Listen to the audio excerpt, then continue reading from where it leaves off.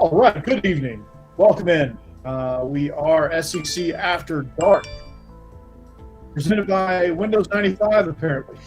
Yeah, My hot seriously. takes are being fueled by my ML Rose cup that's filled with the greatest cocktail ever, bourbon and ginger, a little Bellmead bourbon. So joining me is Steve Willis, Jeb Beecham, and our newest addition, Jake Thomas. What's up, boys? How you doing? Good guys, how y'all doing? Great. Yeah, let's hope nobody calls in with Corey on net zero during this show. We're gonna go for as long as we can. We're gonna ask G's, and then we're gonna make Lycos go fast.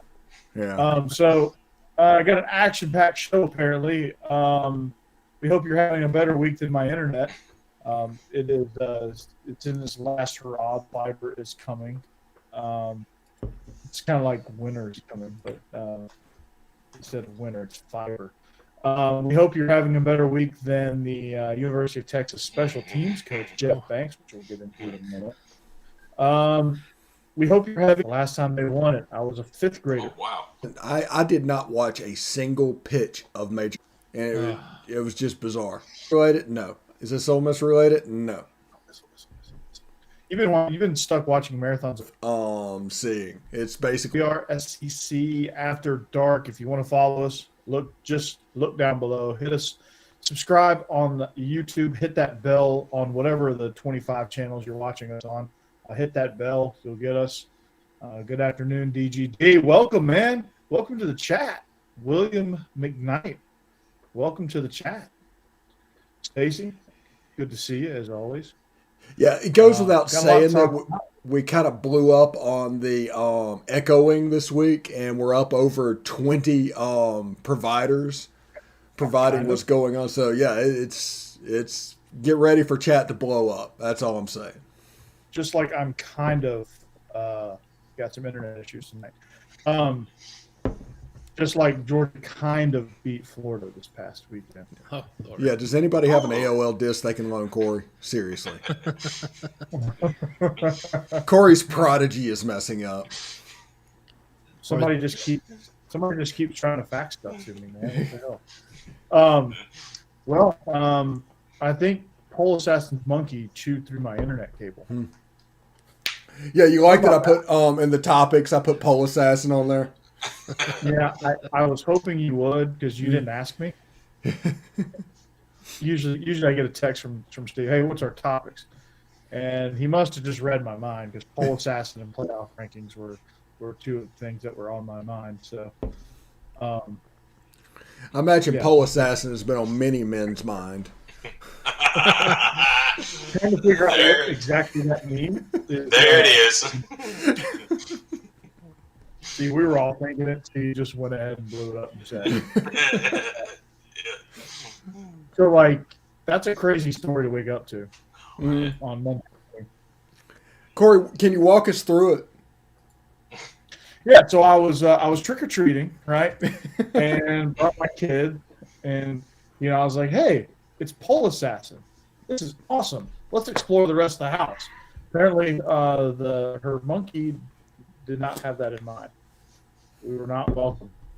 Her emotional support monkey, by the way, that doubles as a part of her act in her show.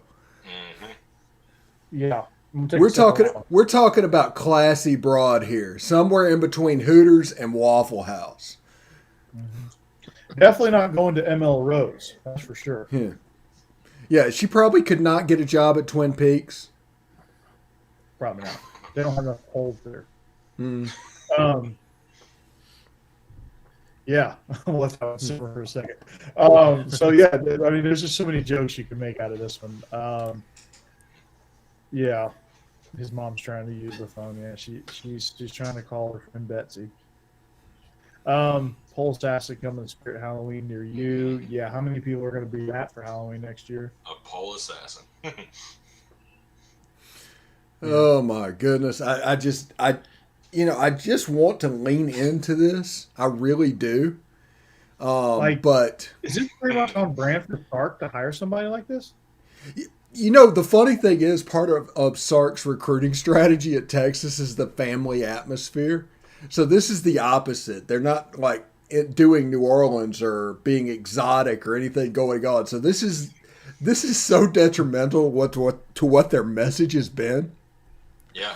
But I mean, this is just a fantastic way for Texas to come into the SEC. It's just fantastic. I mean, it's just welcome. The pole assassin's emotional support monkey bit a kid to where basically you had to do the jaws of life to get it off of the kid. That's a crazy story. And the coach that did it was in line to get the Washington State job. This just, not only that, it cost him a job.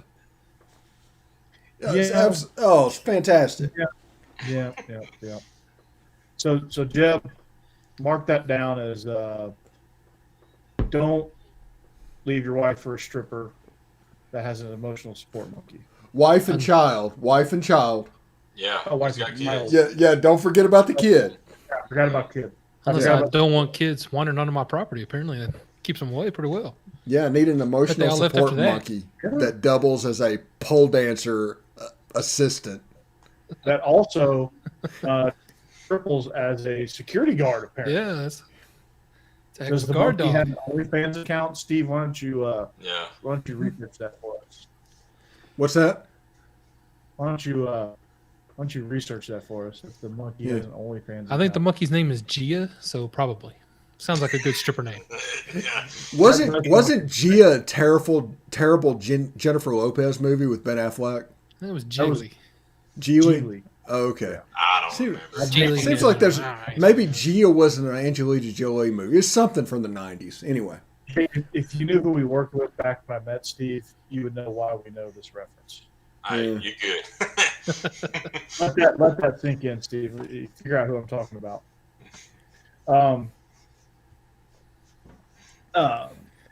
I'll never financially recover from this. Yeah. I need an emotional support monkey. The monkey assisted her pole dancing routines. I honestly did not know this. That's amazing. I heard the story, but I didn't read details. I did. It's absolutely amazing. This is Hey, but the benefit is this is the perfect thing to go with Texas's 6-6 season. Ooh, good point. at least they're interesting. Yeah. At least they're interesting. You know what the city of Austin's slogan is, right? Okay. Keep Austin weird. Oh yeah. They stole that from Portland. So whatever they stole it from, they're living up to it. They're probably living up to it better than Portland at this point. Yeah. I thought Steve Austin's slogan or little catchphrase is like Austin 316 said, "I just whipped your ass." Yeah. Different Austin. Okay. Austin. Okay. Different on. Sorry, That's, my wrestling background. We celebrate that every March 16th. Yeah. Stone Cold Day. All right, let's get into the breakdown of last week so we're not here 2 hours tonight. So we're not going to break down Pole Assassin for 2 hours? We could. It sounds like Jeff Banks is doing that.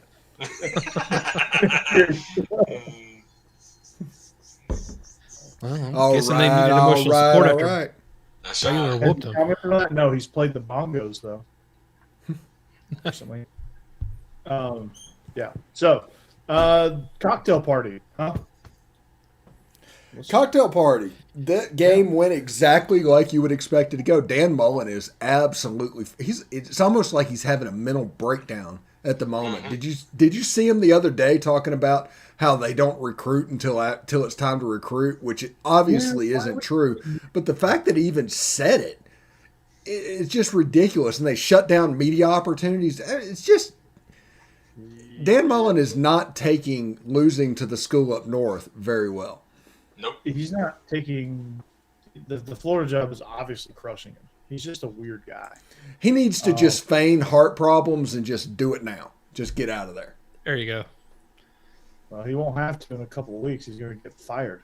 So, that they've at this point, like he's established that he's going to go down with the ship, and he's going to let Grantham be on the ship and sink the ship, and he's going to go down with it. So, I guess I guess some schools get him, some mid-major school, and the MAC. Penn He'll probably State, go to Penn the State will MAC. get him.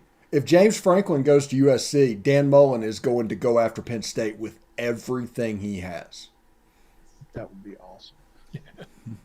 I'd be fine with them taking Bill O'Brien back. Yeah, I've figured as much, Jake. Sorry about that. So here's what's going to happen, Jake. Penn State is going to take Bill O'Brien, and then Nick Saban's going to hire Dan Mullen. Hey, I mean, he might be a great offensive coordinator. He might not be cut for a head coaching job. I mean, like Steven said a few weeks ago, his peak was Mississippi State. Yeah. I think that's it for a Dan Mullen type coach. I mean, we've seen that with Will Muschamp and others. They're great defense coordinators, offense coordinators. They're just not good head coaches. Yeah, I mean, some people. Yeah, let's talk about this for a second. Also, other than Urban Meyer and Steve Spurrier, who's won at Florida?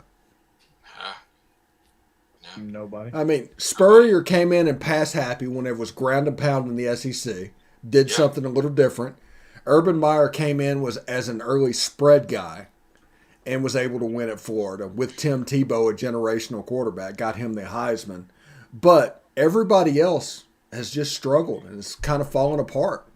And maybe, just maybe, Ford isn't as good a job as people think. It's not. I mean, you have fans that have these unrealistic expectations, probably thanks to Spurrier. And, you got a fan base that thinks they're Bama, and they're not even close. Right. And so you get these coaches that, they come in and they wilt under the pressure. And then you get, an AD situation where, they don't have the best judgment. They play buddy ball sometimes. They really, I don't know what they were thinking when they hired Ron Zook. I don't know where that one came from. That was baffling. I get the Dan Mullen hire. That's the Urban Meyer tree. I guess I can understand the Will Muschamp hire because you're thinking, okay, he's the new coordinator. He's going to get the head job at Texas, so why not hire him in Florida? McElwain, that one was a head scratcher. He had one good year at Colorado State. I don't know how that parlays you into the Florida Gators job, but nonetheless, they've had some head-scratching hires. Their assistant hires have been even more baffling. Yeah. Charlie Weiss being one of them. Todd Grantham, somehow he got – well, I know how he got there, but still doesn't make it any better. Some of the offensive coordinators they've hired were heard of them, first of all. And just some of the decisions that are made there, I don't get it. Like, I don't know that they really have a plan and know what they're doing in that athletic department.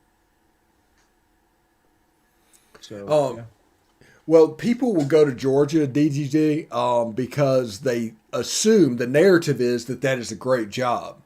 But they keep losing and losing and losing, and it'll become a cycle if you let it. It'll become Tennessee, honestly. If it wasn't for Urban Meyer, they would already be Tennessee and just be in that little death spiral trying to replace Spurrier over and over and over again. But Urban Meyer kind of propped them up and found something different and a little bit of success, and now they're trying to recreate that with Dan Mullen. But if this doesn't work, that's going to require a system change. And they're going to have to change the way they do things, and that is going to set them back a couple of years, and I don't know if their fan base can handle it. They can't, and they won't. They'll end up trying to find the it name, which is not always the best option. They try to make the splash instead of trying to hire the best person. Like, one of the things Georgia did that I thought was really good is they vetted Kirby. They've been vetting Kirby for a long time. They felt like he was the best option for what they needed. Let's be honest. Kirby was the golden calf from the very beginning. Absolutely. Yes, he was. There wasn't much vetting that had to happen. It just was a matter of the timing being right on both sides. It all happened before. Like, when they made the move, they'd been vetting him all season. They knew they'd made the decision a year out that Rick was gone. Like there was no way. And then the only thing that threw it off was, he won towards the end of the season. He had that winning streak after the Florida game, after the Florida debacle that year. But then Kirby became available, so they were like, "Man, we got to move now." So that's kind of how that played out. But they've been eyeing Kirby for a couple of years at that point, so they had done their homework. That's who they wanted, and they made it happen. Florida's got to have that person. Like when they hired Dan Mullen, it was kind of like, who do we want? Yeah. Dan Mullen. Okay, Dan Mullen. Yeah. Mississippi. Yeah, he won 10 games at Mississippi State one year. Yeah, let's get Dan Mullen. Let's get him. Like that's not like I don't think they evaluate. I don't think their system of evaluation, whatever it was, it just didn't. I don't know. Like you got to like dig deeper in those scenarios. You can't look at wins in those scenarios. You got to look at losses and how they handle losses, and how they recruit, how they do both things. That hire did seem kind of. It did seem kind of rushed, almost like they just knew he was about to be hired somewhere and they wanted him, so they just grabbed him real quick without really looking into it too hard. Just from what little I can remember of it, I remember it just it all happened really quickly. Yeah, after 2014, Florida tried desperately to get Hugh Freeze. That fell through. And they settled on Jim McElwain because it was Hugh Freeze or bust. And they ended up getting Jim McElwain, and obviously that didn't work out well, and they ended up with Dan Mullen later, and that's not working very well either. DGD at podcast asked us, how is Corral? Corral is about 50 to 60% at this point. Both of his ankles are injured, and all of our wide receivers are injured, and our starting tight ends are injured.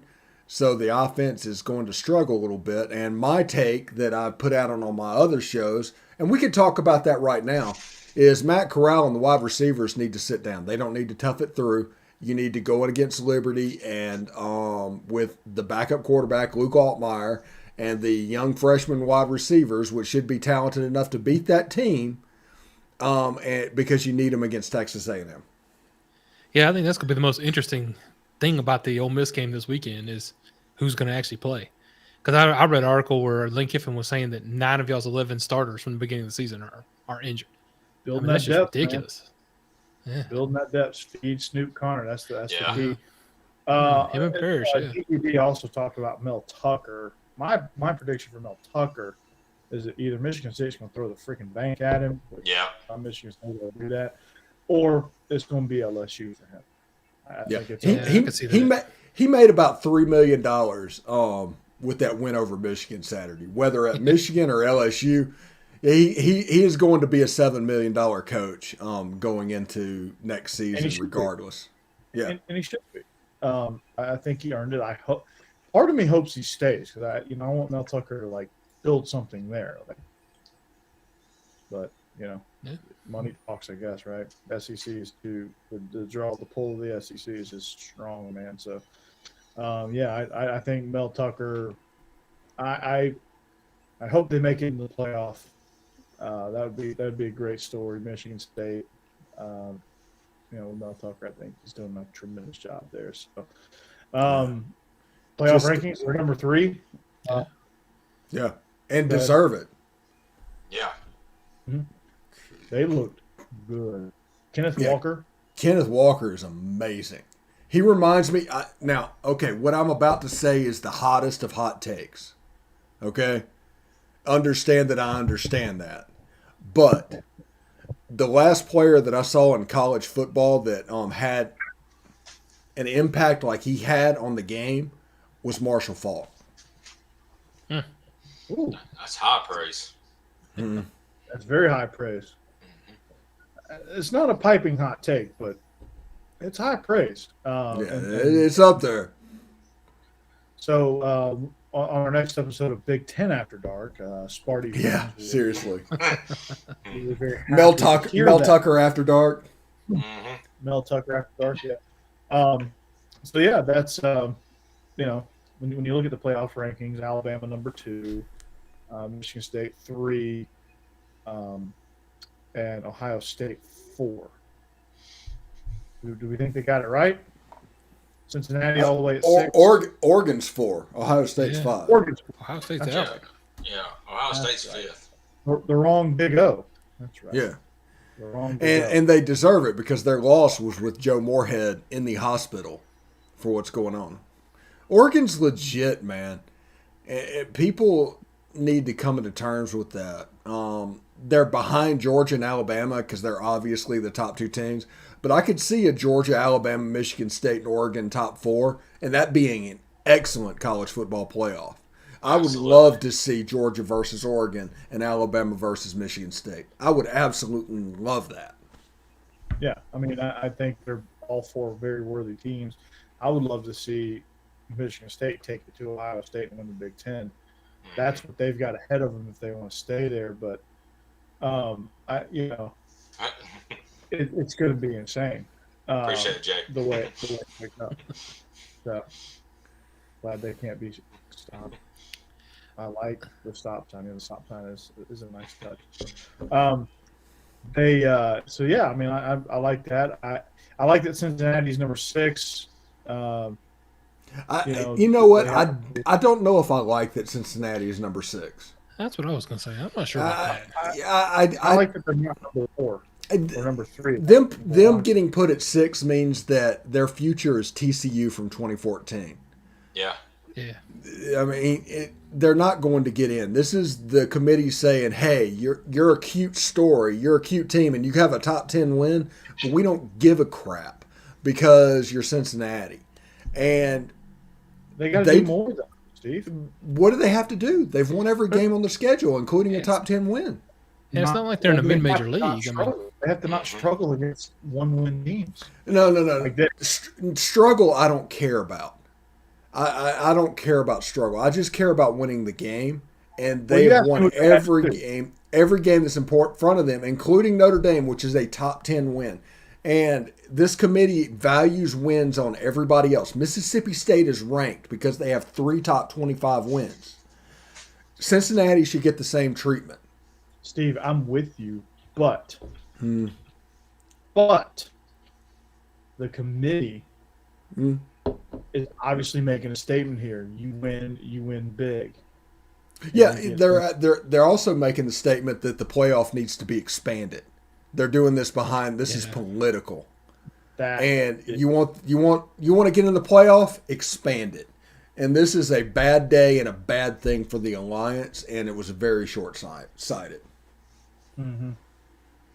Yep. I'll expand it. Let's do it. Do it now. Expand it. Mm-hmm. I want to make a comment that DGD, just made in the chat about they're going out the eye test. The committee is supposed to go by the best teams. That's what they always said. And honestly, like Steven said, I believe they got the 4 best teams in college football at 1, 2, 3, 4. So at this moment, yes. At this point, yes. I mean, Georgia and Alabama, if Alabama runs a table, they're still going to play each other. And if something happens, Alabama wins the SEC championship game, Georgia's going to get that 4th spot regardless because they're going to have 1 loss. So, and Alabama may jump to number 1. I don't know. It just depends how the rest of the games play out. But the 4 best teams are the top 4 right now. No doubt.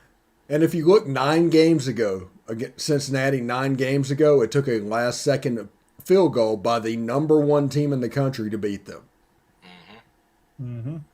I mean, it is what it is. The whole point of this is they're not going to make the playoff. It doesn't matter what they do. And the fact that if they want to make the playoff, it needs to be a 12-team playoff, and you need to get all the group of 5 conferences in line and just kind of blow up the alliance. So like I said, this is a bad day for the alliance. Very bad day for the alliance. And, if they want change, they've got to, honestly, there's got to be some chaos that happens. And a lot of major shakeup within the rankings, and Cincinnati just needs to just keep on winning. How about Oklahoma guys? Yeah. Yeah, you can't. I mean, again, there's a Speaking statement. of struggle wins, you can't barely beat Kansas Pick the second 10 teams in the college football, 17 and Kentucky 18. That's 5 out of 6. You look at their schedule; they're just Minnesota. So there you tight. Hire who was the Arizona baseball coach. That sounds like a Scott Woodward hire. It just does. Yeah, it does. Probably will. So, yeah. And we got some Windows 95 going. Look at that. Corey is going to play Oregon Trail over here for us. Wow. Sorry, guys. I tried to forward the. I just tried to forward the.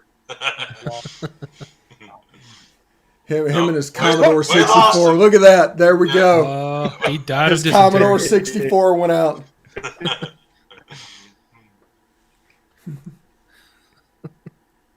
You've got mail. All right. That's my magic trick, guys. Corey has dysentery. I lost 4 oxen in that one. There's all I lost.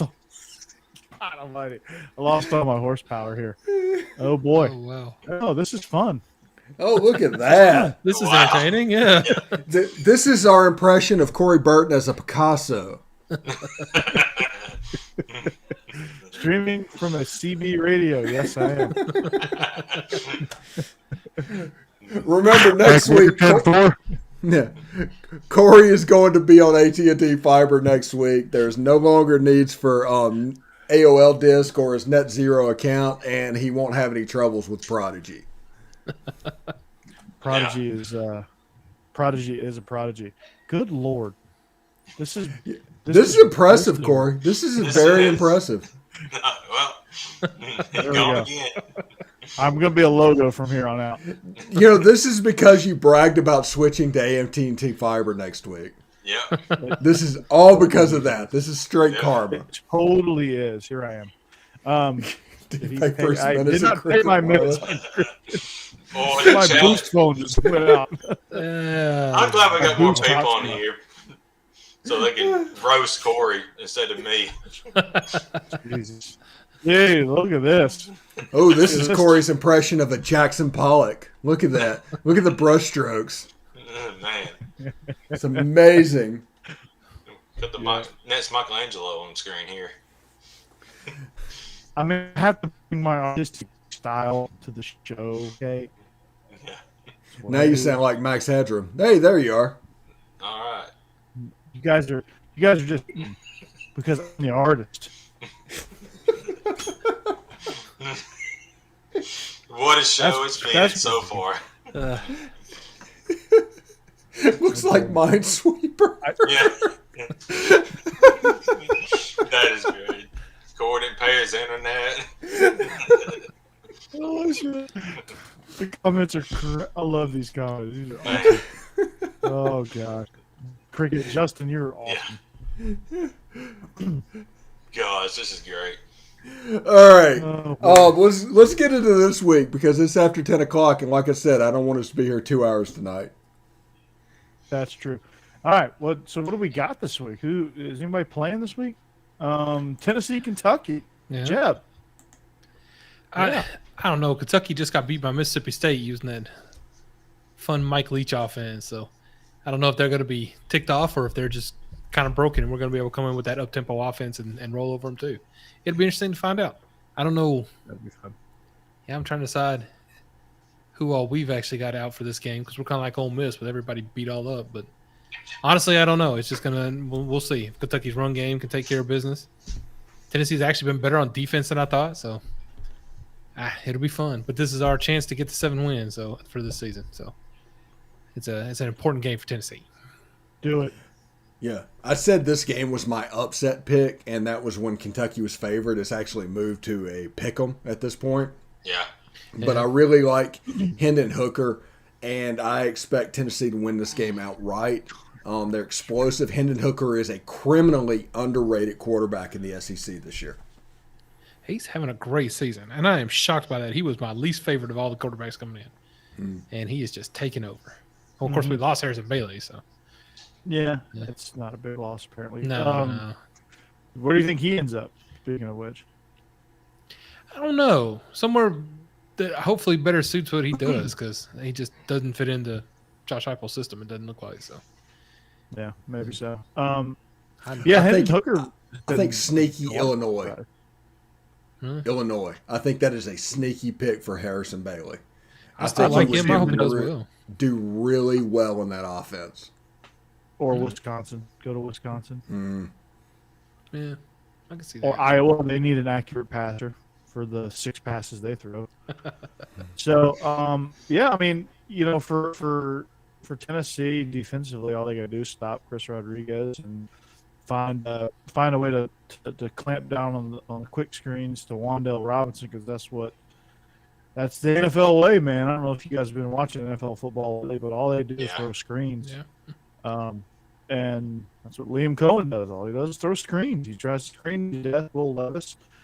They go downfield every once in a while, but for the most part, they're going to keep it short and they're going to get the ball out quick, and they're going to try to run. And it's just basically another form of running the ball.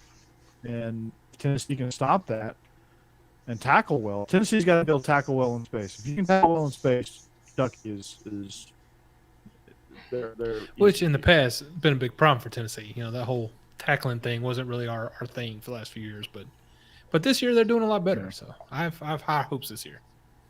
And Will Levis, I am sticking with it, and it is apparent every week. He is Kenny Trill. He had one good game at the beginning of the season. He has rode that success after that, and their offense has struggled and looks just like it did last year. It's absolutely ridiculous. You stop the run against Kentucky, you beat them. And that good game was against Missouri? Yeah. Apparently AT&T stopped the run on the internet. ULM, actually. Oh, okay. Yeah. Which beat Liberty, by the way, who almost plays this week, but we'll get to that in a minute. Liberty. Yeah, so good news about AT&T stopped my run like Tennessee's going to stop Kentucky's run. So, yeah, I think when you look at this game, Tennessee, I think it's going to be too much for them. That offense is going to be tough to deal with, and Georgia's going to have their hands full this week. But it's a very, very tough style of play. It puts a lot of stress on you. And he's found a way each week to not have it put stress on their own team, which is one of the downfalls of playing up-tempo stuff. So, there you go. Ole Miss Liberty, Steve. Yeah, I'm going to massage this the best I can. Hugh Freeze. But Hugh Freeze is coming back to Oxford. Malik Willis is their whole team. They dropped a game as a 32-point favorite to Louisiana Monroe. If we can't run the ball on Liberty, we have problems. I think we should sit Matt Corral this week, and I think we should sit our wide receivers and get ready for A&M. And hand the ball off. Luke Altmaier looked really good against Auburn. He settled that game down and gave us a chance to come back in it. And that's what I say about that game. This line at 9.5. This could be a mortgage game, I think. Yeah, I agree. That's perfect. I hope to beat that out of Hugh Freeze, to be honest with you. I'm not the biggest fan of Liberty University. If you know why, just do your research on the university. I'm gonna go off Jeeves real quick. So let's look at another game. Auburn, Texas A&M. Where you stand on this? Yeah. You like Auburn as much as the fans like the Bears. Jake is very much a War Just Eagle kidding. guy. Oh yeah. Yeah, I'm very much a War Eagle guy, just like Corey's a Go Gators guy. But anyway, but yeah, I don't know. This kind of scares me. I can't do that. I believe A&M can do it because they are at home and they're very, very tough at home. But I mean, the way Auburn's playing right now, and yeah, they have had some lucky breaks. If we got any Auburn people on here, I'm sorry, but y'all just got plain luck right now. and y'all always do. It's that voodoo down there we always talk about. I don't know what it is, but away from home, you're not as good. So we'll see, but I'm hoping Texas A&M takes care of business. You know, Jake, on 2nd and 26 in the national championship, I would have taken a little bit of luck too. So enjoy it while you can. And they're certainly enjoying a lot of it. Bo Nix is, knock on wood, he's playing really, really well. They're kind of planning a vacation in our chat right now, I think. They are. I think a vacation's getting planned. Yeah. Hey, come on now. JDGD, come on now. Dollywood, huh? Okay, I'll be there. Shoot me the address. And I'll be there. I'll bring some land sharks. Yes. So, don't bring your internet. It can't get much worse, right? Yeah, his internet weighs like 20 pounds. It's actually, I have to carry it in a different trailer. He's got the first laptop that's like that thick. Yes. How did you know? I got Dell Latitude 200. You know, the one that has the thing in the middle of the keyboard that we know you have a gateway. We know you have a gateway. Yeah, a gateway. That's perfect. Gateway. I had the original gateway. I got rid of I upgraded from my compact Sario. No, actually, your Commodore 64. Well, yeah, I upgraded from there to compact. Yeah, whatever. Come on, Steve. You got another progression. Sorry, guys. I'm running Napster in the background, so pardon me. Downloading all the Metallica songs from Napster. So, back to college football. Biggest snub out of the top 4. Is there a snub? Probably Ohio State, honestly, at 5. I mean, Georgia and Alabama deserves to be there. Michigan State deserves to be there. So it all comes down to one place. But Oregon beat Ohio State. Right. I don't know how much they can. Yeah, they beat them at Ohio State. There is no snub. Yeah, but they got snubbed. But also, this is all going to change because this is the time of year when the Big 12 starts eating themselves up. I mean, by the end of the year, by the time with the actual playoffs hits, you could be dealing with Michigan making the playoff possibly, and you could have snubs of Ohio State or somebody else. There's so much water to go under the bridge. A kid's late for all computer. Justin, I love that. I freaking love that. Justin, you're awesome. Yeah. Holy cow. I'm like dying over here. You know what's funny though? He's talking about his top 4 and his snubs and all that. All those 4 teams are now they have a target on their back from week to week, and because of that, like somebody like Oregon or Michigan State who aren't used to it, there's a chance they could wilt and fall down to the pressure. You could see like Michigan State lose to Purdue this weekend or something like that. Yeah, they're a good team.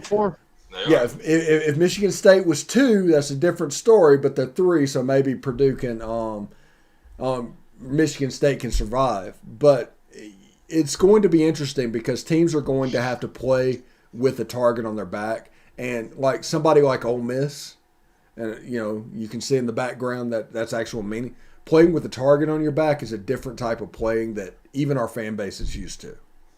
So it really jumps up and gets you. So just be careful and understand that. Also, the Egg Bowl this year, Ole Miss is right now 16th, Mississippi State is 17th. Egg Bowl is going to be fun.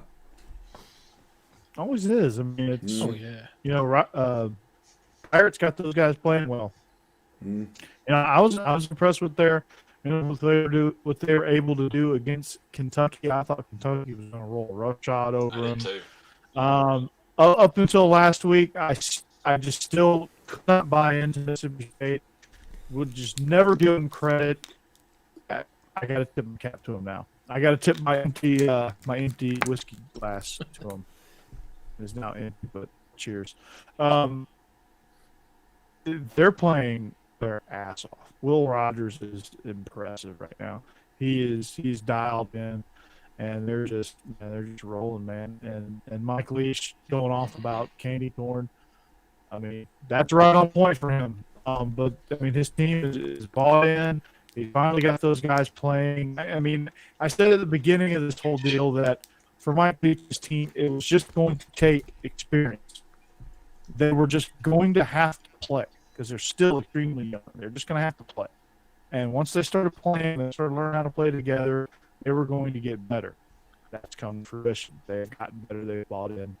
And they finally got guys there that want to be there, you know, and not the Javante Paytons that and those guys of the world that didn't really want to be there and wanted to transfer. But, you know, that's Tennessee's game. He's balling out for Tennessee, so good for Javante. So, you know, don't fault Javante. Just wasn't, you know, this wasn't for him. And you know, that's not what Mississippi State needed. And that's not what Javante Payton needed. Javante Payton needed to change scenery.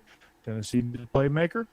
It worked out for both parties. So, I'm not mad at it, but it's you know, it certainly worked out. So I've been impressed with Mississippi State. That game's going to be a lot of fun. But for Ole Miss, they're just going to get healthy. Well, they got to get through Arkansas first this weekend. Yeah. Yeah, that's not going to be fun for them. But that'll be a big test for Arkansas too. Like, is Arkansas for real? Like we think they have the potential to be. And when I say for real, like we're used to Arkansas winning 2 games of the year. So for real means they're on that track. First, I have the first iPod. Man. iPod. You know, the big brick.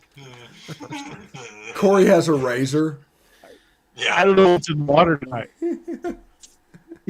I did have a razor, low key. Those are facts. So yeah, I think, you know, I can't even talk. Playing that snake game on the phone. Yeah, that was me. Damn, Cassidy coming out with the fire. Just chopping me down. I love it. Imagine what Colin Hill would have done with Leach had he bought in. Yeah, I can imagine he'd been really good. And right now he's playing. Right now he's like 8th string running back for the Green Bay Packers, which is not good. For him, but I still love you too, Cassidy. Don't worry. Arkansas is very intriguing. This is a very intriguing matchup. We'll kind of see the direction of which they're headed in this matchup. This will be kind of like the two rising programs. You know, one's going to trend a little further up, the other one's going to plateau a little bit. We'll see who that may be. So Arkansas has a chance here to really kind of just knock Mississippi State back down to reality, or what they say is reality. So Arkansas minus Jalen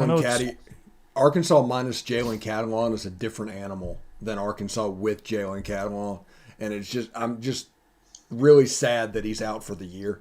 He's a really great player and a fantastic safety. In a game like this, he would be tailor-made for.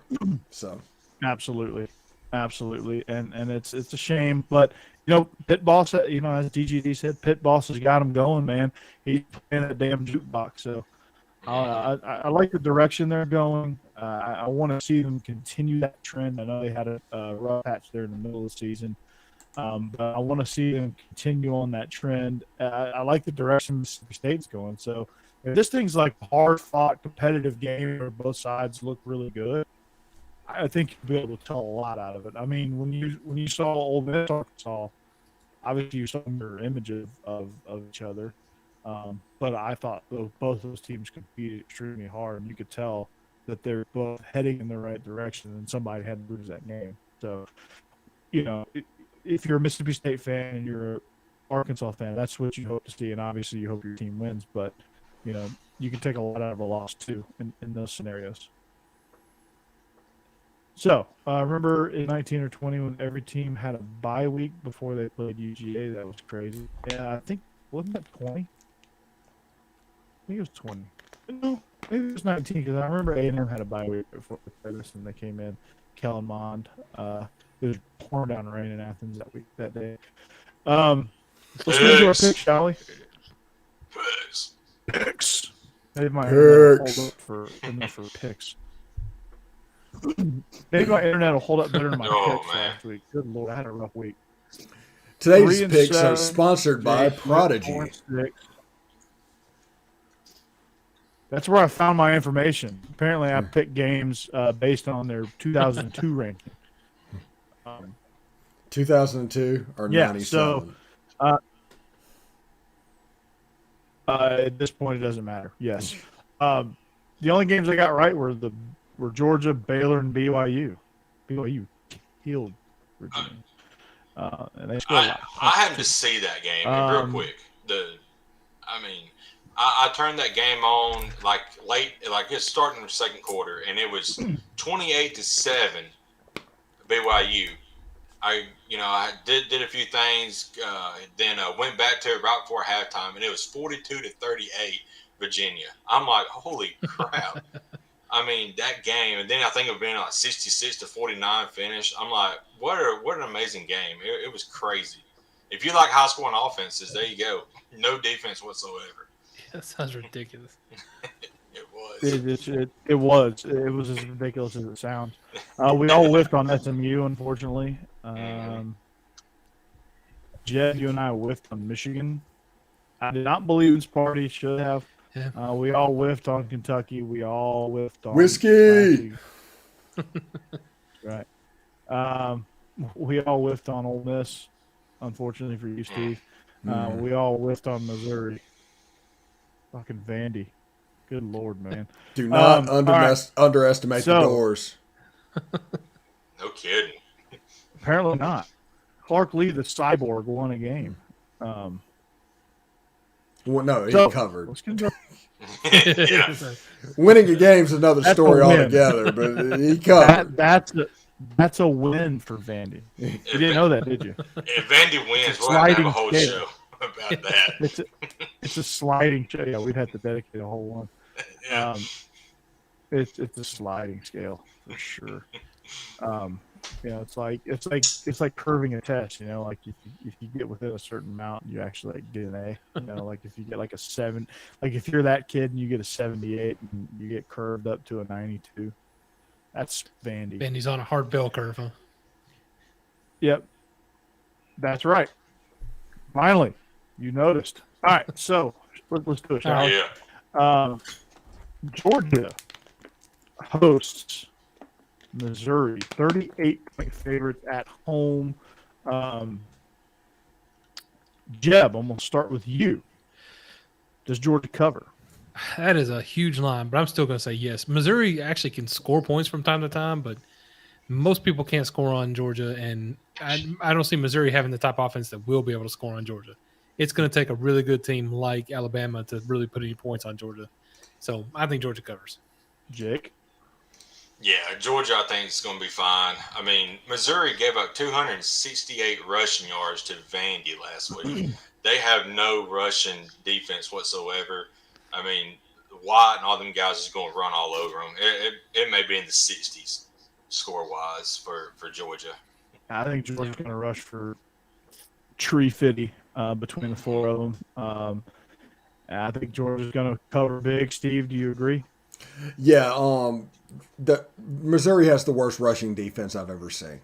Period. It's awful. And this is coming from an Ole Miss fan. With the defense has been historically bad over the last 4 years. But Missouri is the worst rushing defense I've ever seen. Also, they are running out of opportunities to start JT Daniels. If they go into the playoff, into the championship game with Stetson Bennett, they're in trouble. We've seen that show before. They need JT. Yep. They need JT. And I think JT needs to play in this game. I think they just need to realize JT is the one that's going to push the ball down the field. He gives us the best chance to win. And have the package for Bennett if you want. But JT needs to be the guy. Ole Miss hosting Liberty, and freezes. Ole Miss is 9.5-point favorites. In fought Hemingway, Jeb. I'm definitely taking Ole Miss. They may not blow out Liberty as bad as they can, just because I think hopefully they rest a lot of people and let some of their backups get some work in and some of these starters get healthy. But they'll still beat them by good 3 touchdowns at least. Jake? Yeah, if Corral doesn't play, that backup come in the other day, like Steven said, and played really well. I was really impressed with him. So if they give him the ball, I think he can at least get like a 2 to 3 touchdown win for Ole Miss without any problems. I agree. Yeah, I think you will see Ole Miss run the ball, and there will be a situation where they just escort backs into the end zone, and they'll have no trouble with Liberty. Yeah, Ole Miss will cover this game on the ground for sure. A&M hosting Auburn. Kyle Field, 4.5-point favorites at home. Almost a pick 'em, but just outside of the range enough to where you have to kind of worry about the spread. Jeb? Yeah, Does Auburn continue their lucky streak? I don't think so this week. This is obviously with the spread you can tell one of the tougher games of the week and probably going to be one of the better ones, especially in the SEC. But no, I think A&M's defense is just too good. I think Auburn runs into a brick wall this week. Yeah, I agree. I mean, it seems like that win versus Alabama has rejuvenated this team, this A&M team, and they wasn't bad. Calzada, we say what we say about him, but he has played a lot better. And I think, that rushing attack A&M has is going to be too much this week as well. They're not a bad team, A&M. They just were playing. They were just playing very inconsistently to the start of the season. I guess they were trying to get some timing stuff down with the quarterback issues that they had. I think Auburn's red hot right now. I do think Auburn's going to win this one. And if they don't win, I think it's going to be a field goal game regardless. So I'm going to take the Tigers on the road here. I just think for some reason they've just got something going on. I think A&M's the better team, but I think Auburn is. Keep pushing that knife in my back, Corey. I think A&M is going to be able to establish Isaiah Spiller and A-Chain. And Auburn is not going to have an answer for that, because if Texas A&M can win the lines of scrimmage like they did against Alabama, you can get those guys like Spiller and A-Chain loose, and you could see a 2 or 3 touchdown win by A&M this week. Wait, okay, so my internet just told me that Jason Campbell, Cadillac Williams, they're not a factor at all. Ronnie Brown. It looks like your internet Carlos is telling us Hansky. about Stan White. Yeah. Bo Jackson. Come on. Yeah, no. Patrick Nix now. Yeah, Patrick Nix. Yeah. Shug Jordan. Bo Jackson. Arkansas hosting. Yeah, Bo knows. Yeah. Bo definitely knows internet. Arkansas at home, 5-point favorites. Mississippi State. Jeb. Yeah. Do the Hogs win it? Leach's offense, I still can't figure out when they're going to be good and when they're not. I bet against them last week, and I was completely wrong, but I'm going to again just because Arkansas, I just love the way they play, and they've been so good this season up until, they've run into the hard part of their schedule, and they're obviously not a top-tier team, but they're still good. And Mississippi State, like I said, I can't figure out. So I'm going with Arkansas. Yeah, I think Arkansas being at home is going to be the advantage, and Arkansas, they got a lot to play for now because they was red hot. They kind of hit a brick wall, and now if they want to get that 7-win season that they all talked about, they're going to have to win this game. Yeah, they're going to have a physical Mississippi State. I just think. Again, Mississippi State has kind of figured themselves out a little bit. They've kind of found their identity and what they're good at. No, you're finding it hard to predict what Mississippi State's going to do. I think the loss of Jalen Catalon is very thin on Arkansas. I think it's going to be tough. I think they're going to put a lot of strain on this defense, and I'm going to zig while you guys zag. I'm going to take the Bulldogs here. They're just playing some really good football right now. They're on a heater, kind of like Auburn. They're just playing really well right now, and I don't know there's a whole lot Arkansas maybe can do about it. Yeah, I think Arkansas is going to win this game because of the drop 8 and their pass rush. I think they're going to affect Will Rogers, and they're going to force him into throwing on the ball a couple times. And that's going to be enough for the Razorbacks to get the win. All righty then. Kentucky at the grocery bag hosts Tennessee. Jeb, can your Vols? This is a pick'em, so you might as well just take the money line on this one. Who do you think is going to win? Does Tennessee win, or does the home Kentucky Wildcats win? Nah, I think Kentucky's slide continues. Tennessee goes ahead and beats them this week. I like our offense. I like our defense. Everything's going pretty well. I mean, as well as it can right now for Tennessee. So, yeah, I'm taking Tennessee. I'm actually going to go Kentucky. Just another game. It's a pick 'em, and Kentucky's at home. They play better at home than they do on the road. Their offense, is not that great outside of Robinson, but how healthy is Tennessee? That's another big question going into this game. So we'll see on the field Saturday, but I think Kentucky wins by a field goal. I'm going to take the Vols here, man. Just style and pace of play. I think Tennessee has a more of a plug-and-play offense than most teams in this conference. So I feel like they can sustain injuries a little bit better than most.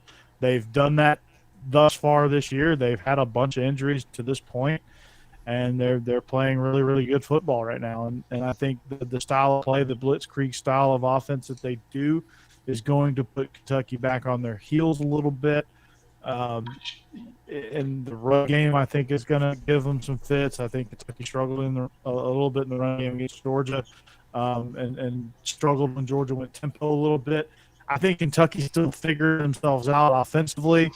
I still think they're just, year one of an NFL-style offense. It's a tough deal. It's a tough ask for any program to do that, much less Kentucky. And they're certainly kind of playing up and down offensively, like they're going through those growing pains.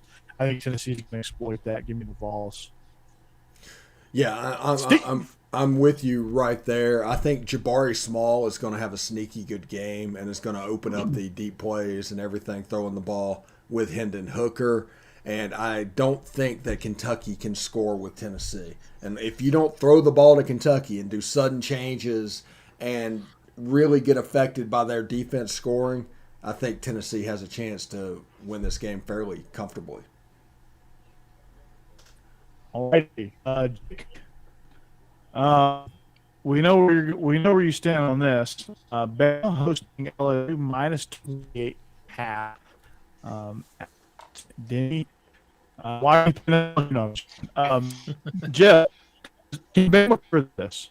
20.5, yeah, they can cover that. I think LSU peaked after the Florida win. That was a great win for them, but now they're running their part of the schedule. They're not going to win too many more games, and they're certainly not going to beat Alabama. So the only question is, can Bama cover? And unfortunately, having played them recently, I know, yes, they can cover. Jake, we know where you stand. Yeah, we still have not forgotten the way that, what old Ed Orgeron said in the locker room after the 2019 season about F Alabama. We've still not forgotten that. I'm sure it's still up in the locker room, that quote specifically. So we are, we're going to roll, and it'll probably be a mugging Saturday. Yeah, that's be a nice party gift for old Coach O, as he's Red Bulls, ripping his shirt off, all that good stuff. Yeah, I think Bama's a roll. This thing get really and that way real fast. I'm taking the Tide. And I would take the Tide if it was a 45-point line. I'm going to lay the points regardless. So Alabama both ways. Before we move on, this is my Coach O farewell tour story time real quick. His defensive line coach at Ole Miss was Ryan Nielsen. He's the defensive line coach of the New Orleans Saints right now. Ryan Nielsen challenged me to a fight. He challenged me to a fight because Coach O did a thing called Coach of the Day. And Coach of the Day involved a Photoshop of a coach and just put it up there in front of all the team. Well, we picked Vanilla Ice for Ryan Nielsen with the headline of Rush, Rush, Baby. And we did that multiple times to the point where he wanted to fight me and was ready to just straight meet me behind the building after the game whenever I was forced to do it. So, yes, Ryan Nielsen challenged me to a fight. That's my Coach Orr story for today. That's a good story. People just can't take a joke. Yeah. I mean, it's a Photoshop. Like, Yeah, that's Becky made the fight Photoshop, by the way. So I did, that fight was because of something Becky did. Nice. Well done. It'd be like me trying to fight everybody in the chat because they made fun of my internet. How dare I'm you? surprised you can read How it. dare you? Actually, from stories I heard, I don't think that's the only time Sheepot got you attacked Yeah. there at Ole Miss. So Yeah, the Frank Wilson dressed up as Flavor Flav was pretty good too. Man. Yeah. Savage around here. yeah. So what happened? Speaking of savage, well, this is actually the opposite of savage. Florida on the road, -18 at South Carolina. Finally, a spread that they can cover. Maybe a game they can win. This might be a good recruiting. Wait, no, they don't recruit, so never mind. Not until it's The time to Gator. recruit. Not to when that is. I don't know. Yeah. Jeb, does Florida cover this one? Oh, I think pretty easily. Yeah, South Carolina is just not good this year. Just not good.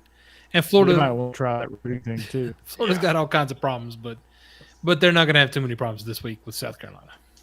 No. Yeah, it still seems like there's a quarterback controversy there at Florida, but I don't know. AR I felt like was set up to fail in that Georgia game, being the starter, but I think they get it together this week. And like Jeb said, this South Carolina team is awful right now, so it's going to take Beam a little while to get some guys in. If he can do it, it remains to be seen. But I think Florida covers easily.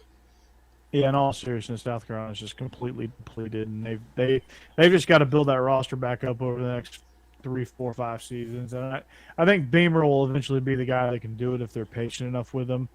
But that's not going to be this week, and Florida is pissed off. Yeah. I think AR-15 is going to be the future quarterback. I think he's going to have to learn.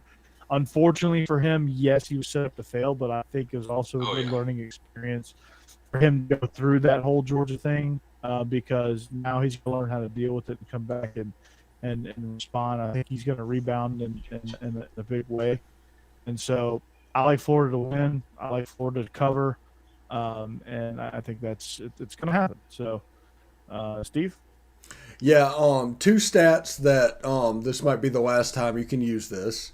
But Florida is 2-7 in their last 9 against Power 5 teams, with wins only against Tennessee and Vanderbilt. And they have the same record as South Carolina. Now, I think they're going to beat South Carolina. They're both 4-4, but I think they're going to cover this line fairly easily. But, those 2 stats are too much fun, so I had to mention them. Teams that are too much fun. Texas, if they could convince the official Iowa State, to sure that once it's past the second quarter, they don't set the quarter past 2. So they just keep it on the second quarter so Texas thinks it's the first half, and maybe they'll play like it.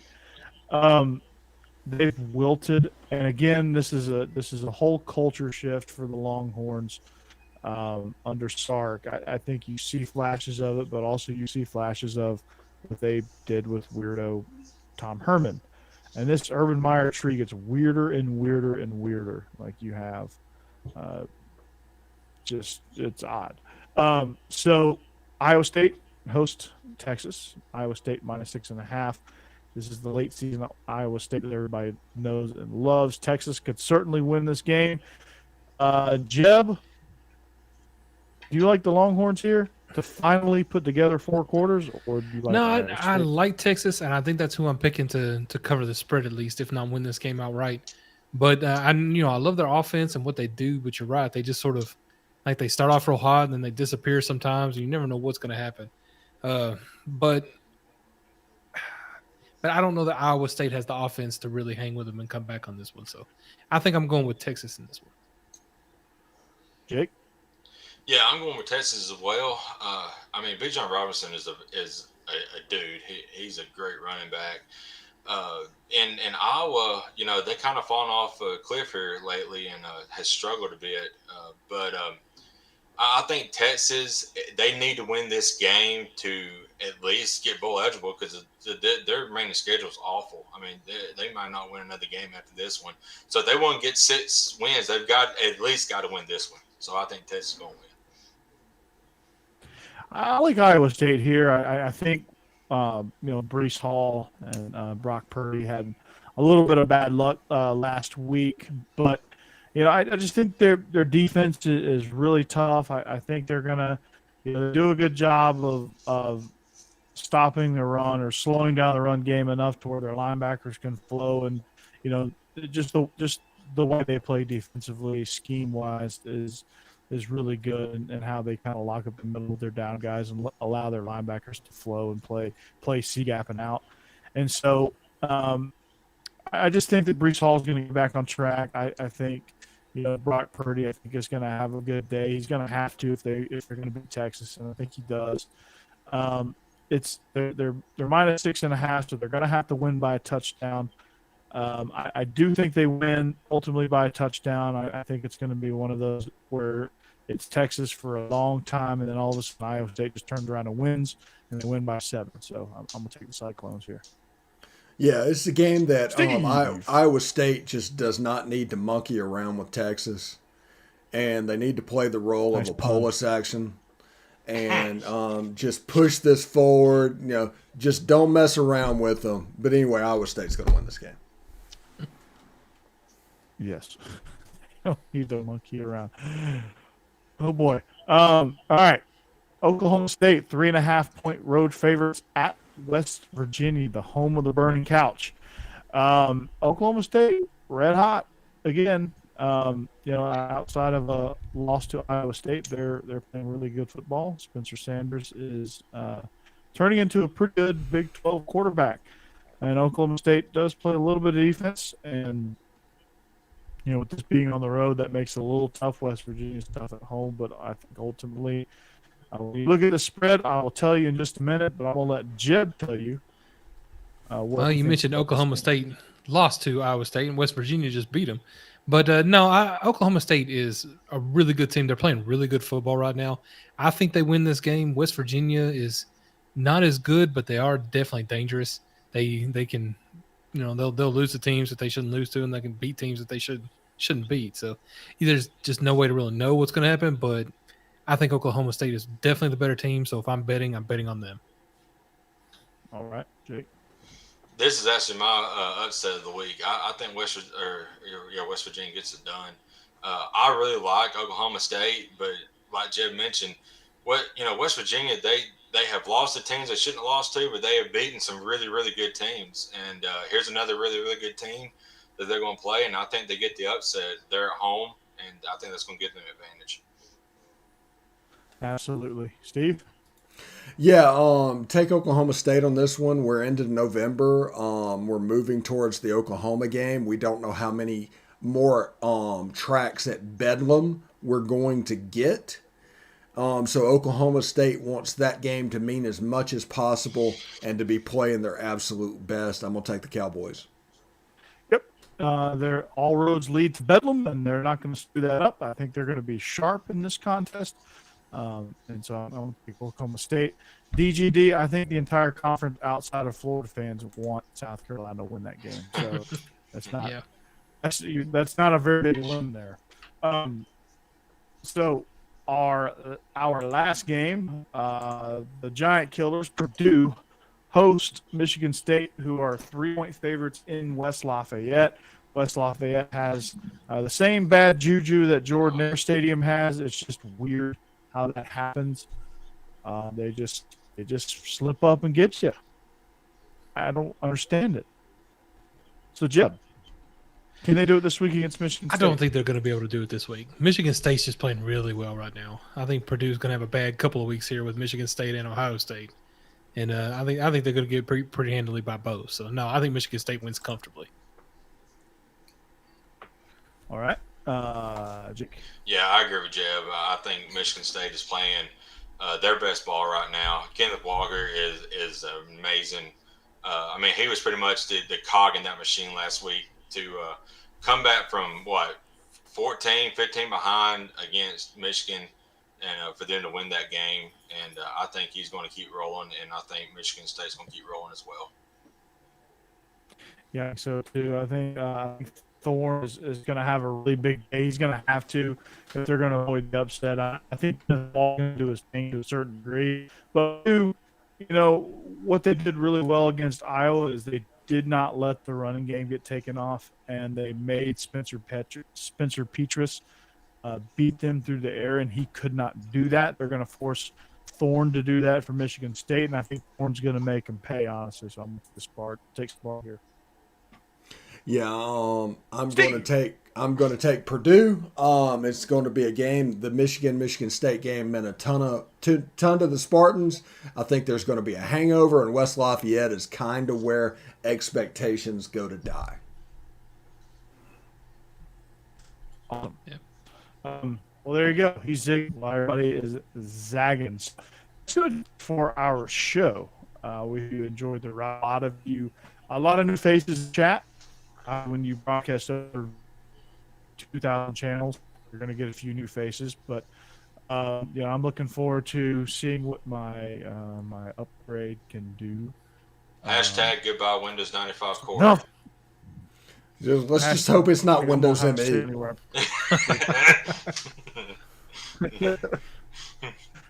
I'm going to Windows 2000. Big upgrade. So we hope to have a Braves type of week. And, we hope you are. We hope you continue to boost the show up.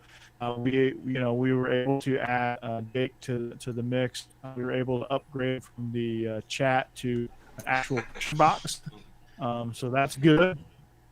We can see his face now instead of me just reading his comments. So we're delighted to have you, Jake. If you want to follow us on social media, look down below. Our main channels are right down below you. But wherever you are watching us from, we thank you for that. Check out the Palmcast. Check out Steve on the Daily there. Check out Jake on Tide Talk. You can check out me eventually on Beast of the East. Not sure where that direction of that show is going at this moment, but that will we will get that figured out and sorted out. But you can also catch me on Believe in George Dogs with Israel Troop. We got some good things going there. We got some things cooking there, and of course the Legal Motion College Football Podcast as well. I cover the entire country on that show with Matt Perkins and Josh Cook. Two Big Ten guys, actually. I got to show them what's up with the Southeastern Conference. But again, we thank you for listening. We hope you have a great rest of your week. We hope you have an even better weekend. We hope all your picks hit. We hope all your teams win. Unless you're a Florida fan, sorry. South Carolina's got to get some love too, right? So we hope you have a great week. And again, even better weekend. We thank you for listening. We thank you for watching. Catch us. Follow us on Twitter. Hit us up on social media.